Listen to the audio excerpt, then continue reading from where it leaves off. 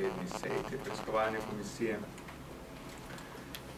In sicer najpomembnejša informacija je, da je preiskovalna komisija sprejela sklep, da se preiskovalna komisija širi za obdobje, ki ga je predlagal že Državni svet.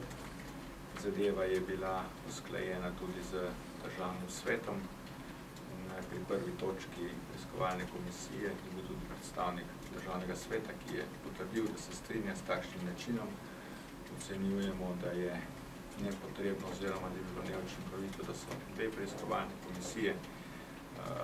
Pobudnik za takšno zadevo, gospod Jože Tanko, se je tudi dogovoril z Državnim svetom, Državni svet se s tem strinjal in sedaj bo komisija to tudi predlagala Državnemu zboru. Mislim, da bo zadeva potrjena, to pomeni, da se bo preiskovalna komisija ugotavljala za celotno obdobje od leta 1992 do sedaj, ko je bila sklicana. Potrebno je poudariti, da ostale točke, ki so bile še pomembne, da smo pregledali prejeto dokumentacijo, ki so člani preiskovalne komisije zahtevali na prvi nujni seji, in pa seveda, da smo se dogovorili za nadaljno delo preiskovalne komisije, glede na to, da se je spremenil članstvo. Jaz pričakujem in verjetno tudi vsi ostali člani preiskovalne komisije, da bomo sledili ciljem te preiskovalne komisije, in sicer, da se ugotovijo zlorabe in pa nepravilnosti v poslovanju bančnega sistema, zaradi česar je ta preiskovalna komisija bila tudi ustanovljena.